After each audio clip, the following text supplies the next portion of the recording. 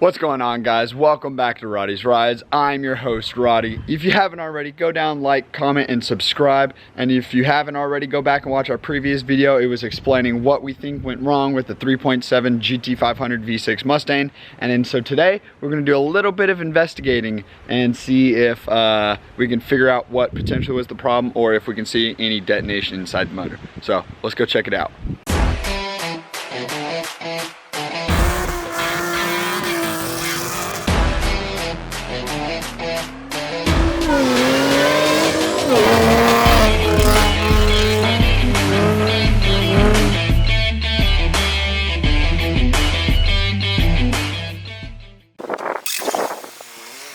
Cold start. Work hard, struggle just to be me. Had to rise up just so they could see me. Did what I had to do just to feed me. And what was left over, I put Alright, I'm way too lazy and I do not got enough time to wait for this thing to charge, so we're just gonna push it back and we're gonna jump over the truck to get this over with. Take into your hands a plan, your own hands can land your own brand, and damn, I feel like no one takes accountability. They want the credibility, convincingly unwilling to put in the hours it takes to get some power. Don't be fucking sour, take a cold shower, scream until you're louder, work until you're prouder, and all the doubters, they're just your downers.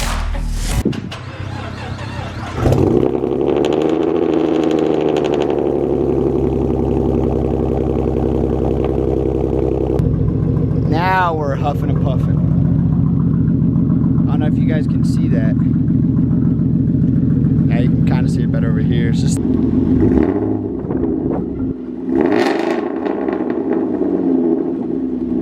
yeah, now it's doing it. That did it. Alright, so we're gonna let this build up a little bit more of a charge. We're gonna scoot it back and then we'll start our diagnosing.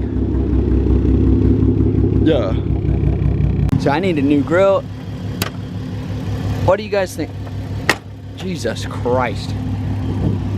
I need a new grill, I need a new front bumper. This thing is shot.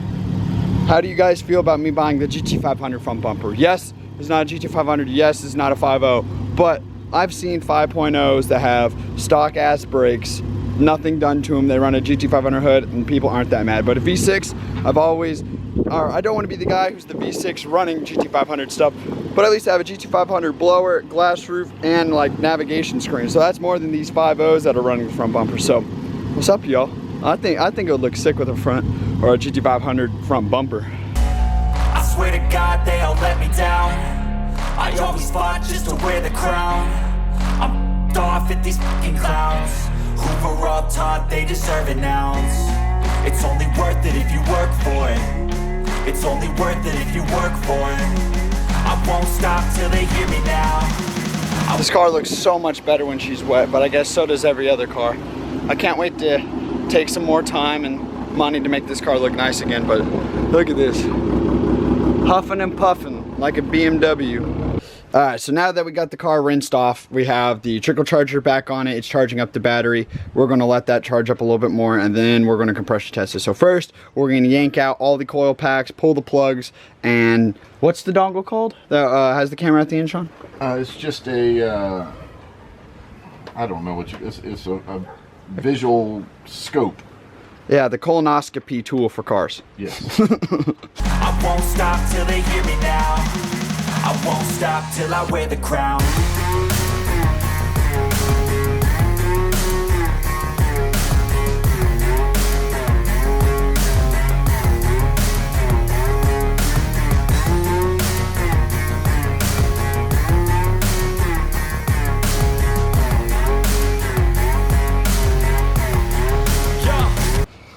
Oof. So here's a better look at it. Some beautiful oil. If you know what you're looking at, oil's not supposed to be there. We got a good old puddle down. Oh, looky there. This was our little fix so our circulating system wasn't sucking up all the oil. And it's your crank pressure valve, or whatever this is. I'm dyslexic and I always mess this up. But I also wanted to get a better look at this over here because I didn't really show it that well in the video. But if you look right here, these were the brick plugs that we're running, which there's nothing against these brick plugs, but if you look, There you go. Now you can see it. It cracked almost all the way throughout. And so I'm worried that that piece could have went into this motor, and I'm hoping that didn't damage anything, but we will see. I'm just telling you to fight for your dreams, but it's not what it seems. Man, it's hard to be seen when everybody wants to be king. Yeah, they all want a ring. Yeah, we all want to. So here's plug one. I don't know how well y'all can see that. Looks like there's a little bit of oil on it. Oh, yikes. Alright, so let's go to the next one. Woo-wee! That is hot. Be free. So show me what you got, what you bring, how you fight in the ring, how you take a fucking swing. This is plug 2 on the right side, and we think this is the one that caused it. You can see a big old glob of oil right there on the tip. Alright, now we have our tool with the camera at the very end of it. Very cool little tool. Alright, you're starting off with the worst one, huh? Well, you can see the piston. Well, so what it... I don't see any major cracks or anything.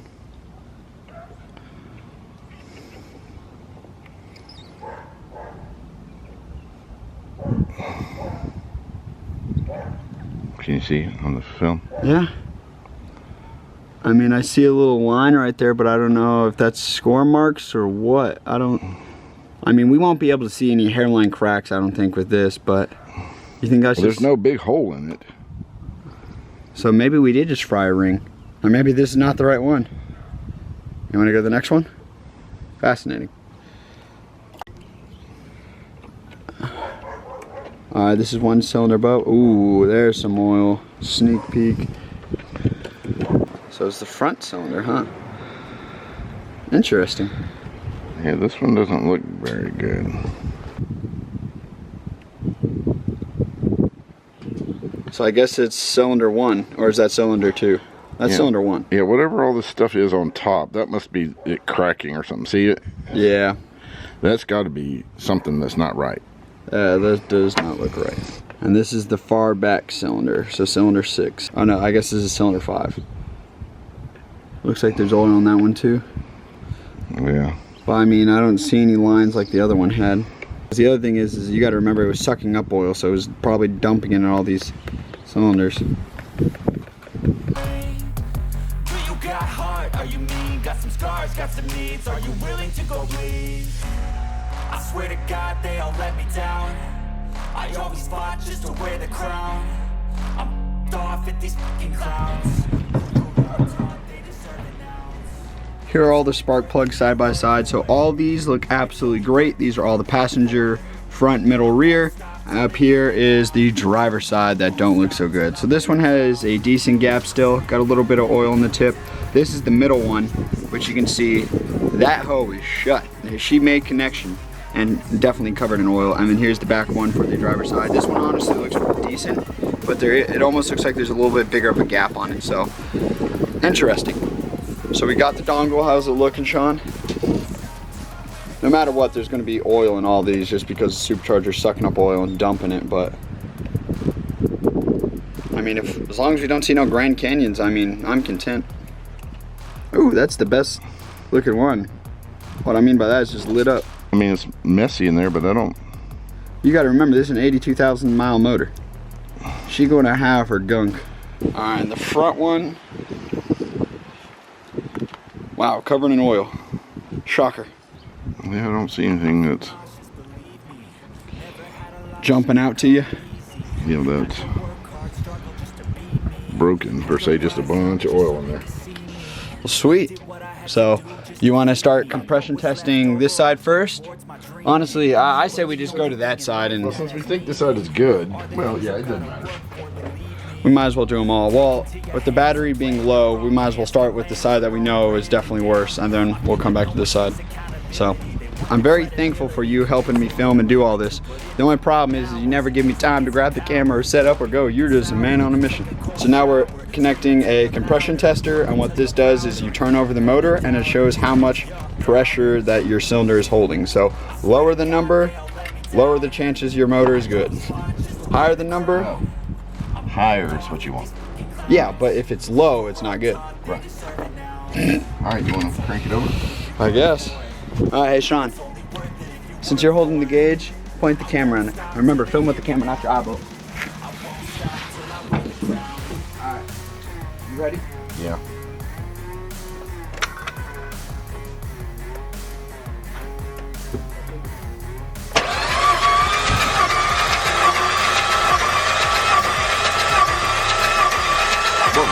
Like 61 pounds.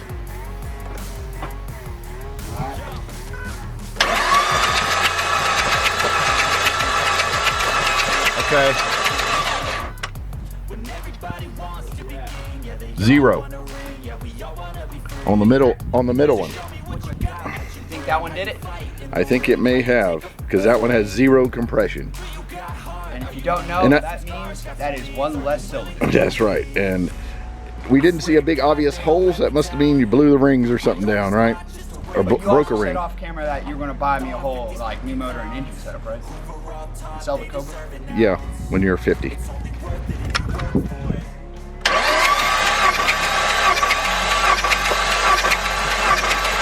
Okay. It's got like 110 or something.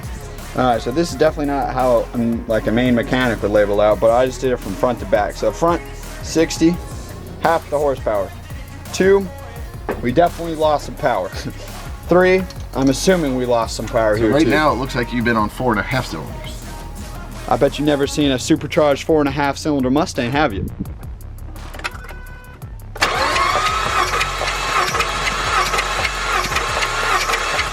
Okay. Alright, passenger side in the middle, cylinder number 2. Alright, ready? Yep.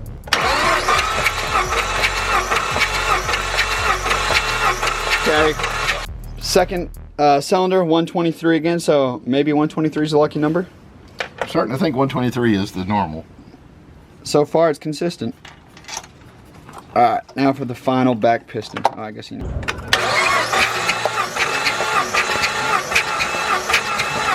Okay. 130. So, I know it's normal to have it within range of that, as long as you don't have a significant drop. That's how you know a piston's shot. But I wonder what the actual like factory specs is, because this is also a higher mileage motor. So do you think that could also incorporate with? Could affect it. So, I don't know. So But this is not that high a mileage for newer motors. yeah, for a newer motor. Yeah. But passenger side looks really good. Definitely driver's side. So I don't know what else to say. I mean, besides that we should probably get a better stage for this, but I guess we're going to throw all this back in, look for a new motor, and go from there. So. We're all taught they deserve an ounce. It's only worth it if you work for it. It's only worth it if you work for it. I won't stop till they hear me now. I won't stop till I wear the crown.